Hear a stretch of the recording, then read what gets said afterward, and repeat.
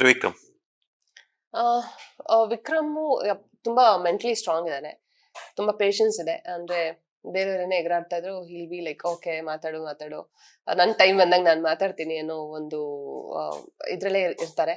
ಅವ್ರು ಆಲ್ರೆಡಿ ಅವ್ರಿಗೆ ಎಕ್ಸ್ಪೀರಿಯನ್ಸ್ ಇದೆ ಬಿಗ್ ಬಾಸ್ ಮನೆ ಹೇಗಿರುತ್ತೆ, ಹೇಗ್ ಆಡ್ಬೇಕು ಅನ್ನೋದು. ಯಾಕಂದ್ರೆ ಮಿನಿ ಬಿಗ್ ಬಾಸ್ಗೆಲ್ಲ ಹೋಗಿ ಹೌದು. ಬಂದಿರೋದ್ರಿಂದ ಒಂದ್ ತಿಂಗಳು ಹೋಗ್ ಬಂದ್ರು ನಮ್ಗೊಂದು ಐಡಿಯಾ ಬಂದ್ಬಿಡತ್ತೆ. ಹೌದು. ಓಕೆ, ನಾವು ಹೊರಗಡೆ ನೋಡೋದ್ಕಿಂತ ಬಿಗ್ ಬಾಸ್ ಮನೆ ಒಳಗಡೆ ಹೋಗ್ ಬಂದ್ರೆ ಅದು ಎಕ್ಸ್ಪೀರಿಯನ್ಸೇ ಬೇರೆ. ಹ್ಮ್. ಸೊ ಹಾಗಾಗಿ ಅವ್ರಿಗೆ ಒಂದು ಐಡಿಯಾ ಇದೆ ಹೌ ಇಟ್ ವರ್ಕ್ಸ್ ಅನ್ನೋದು. ಹ್ಮ್. ಸೊ ಹಾಗಾಗಿ ಅವರು ಹೇಗೆ ಹ್ಯಾಂಡಲ್ ಮಾಡ್ಬೇಕು ಆ ತರ ಚೆನ್ನಾಗಿ ಹ್ಯಾಂಡಲ್ ಮಾಡ್ತಾ ಇದ್ದಾರೆ. That is is plus. Minus ತುಂಬಾ ಅಗ್ರೆಸಿವ್ ಆಗ್ಬಿಡ್ತಾರೆ ಅನ್ಸುತ್ತೆ. ಗೇಮ್ಸ್ ಎಲ್ಲ ಬಂದಾಗ ಹೆಣ್ಮಕ್ಳು ಗಂಡ್ಮಕ್ಳು ಏನು ನೋಡೋದಿಲ್ಲ, ತೆಗ್ ಹೋಗಿತಾ ಇರ್ತಾರೆ.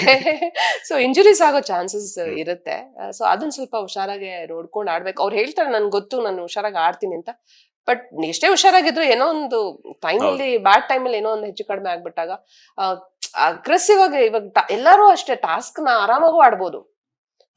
ಅದನ್ನ ಯಾಕೆ ಎಲ್ಲಾನು ಒಂಥರ ರಿವೆಂಜ್ ತರ ಗ್ರಜ್ ತರಾನೇ ಮಾಡ್ತಾ ಇದಾರೋ ಗೊತ್ತಿಲ್ಲಪ್ಪ.